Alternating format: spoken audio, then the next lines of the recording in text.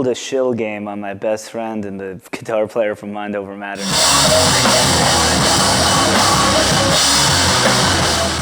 There was like this particular New York vibe and sound, the music that connected with me a lot. Getting a bunch of guys that really were rooted in the same things that I was, like Justin and Artie and Chris, they would know right away. They were in those bands even. Artie and I met at Bond Street Cafe. I met Justin when he was like 14. My cousin introduced me. His cousin was in a band called Still Suit. He's like, hey. He's like, oh, this is Artie, it's Justin. Artie said, oh, cool. Gonna be there.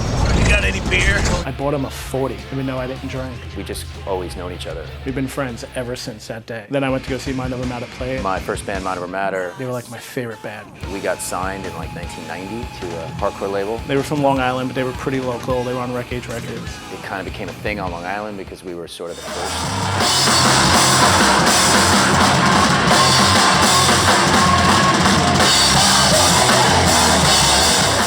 Artie quit Mind Over Matter to be in a band with Walter Schreifels from Quicksand. He broke up Quicksand, I broke up Mind Over Matter. That was my first major label experience. Got to play with the singer of my favorite band. I left that band. That band eventually became Rival Schools. I started a band called Aerotype 11, which Walter had started a label at that point. He signed the band. We put out 2 albums and an EP, toured the country and the world. Great tours, had the opportunities. The music changed drastically. Broke up in 2002. I started a band called Instruction. He was picked up on Geffen Records. Put out a major label record which was produced by Bob Ezrin, who produced Pink Floyd The Wall, and that was a pretty amazing experience, a $500,000 record. Everything went digital. That was sort of a tragic major label story. I came back from my last tour, started a band called Godfire's Man. I was also in a band called Gay for Johnny Depp at that time. Eventually this situation happened where Godfire's Man broke up.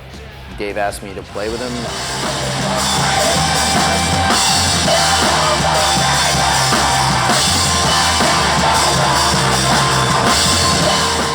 I met Dave through a guy named Chris Enriquez, who was our original drummer. They had concocted an idea. And I just went up to Artie and I was like, hey man, I'm starting this band with Chris Enriquez and he really wants to like play with you. And then I went to Chris, I was like, dude, I think Artie really wants to play with you. And then I was like, yeah, and I'm gonna sing, no problem.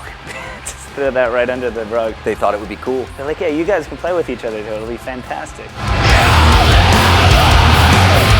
Chris Enriquez, Dave Castillo, and Artie were like, oh, we're starting this new sludgy, doomy metal band. I was like, I want to be in it. Like, no, this is a Long Island only band. Justin was like a Long Island hardcore kid, even though he's from Queens. I was like, well, come on, man. I played in Long Island bands. I played in Millhouse. Justin was just one of those dudes that I had seen around the way for a long time, but I really got to know him and met him through Artie. They finally let me in the band. It took a little while to get a bass player. Eric walked in one day to Matchless where Artie was working. He happened to be my coworker. He just started like listening to the Jesus Lizard with Artie and was like, yeah man, this is my favorite band. We eventually had to give in to getting somebody not from Long Island. He definitely, I think, gives it like this other bent because Eric, frankly, doesn't have the New York experience. Which we tried really hard to get somebody from Long Island. We got a guy from Minnesota who's obsessed with AmRep stuff, which is exactly what I wanted. And then he came to practice one day and it all worked out from there.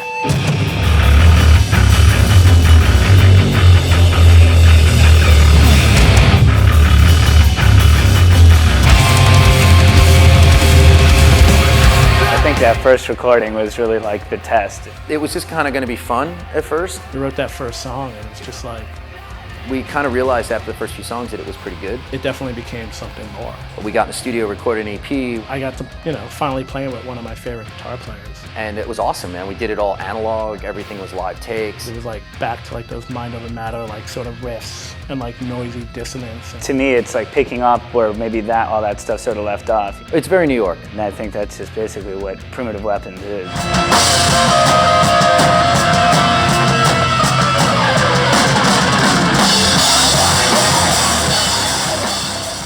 Next thing you know, we recorded our album on our own dollar, and then Prosthetic picked it up. There's no grandiose taking over the world going on here. We're all just trying to live our lives and get by, and this is the creative outlet I have left. I'm still the angry Long Island kid, ready to metaphorically beat people with my guitar.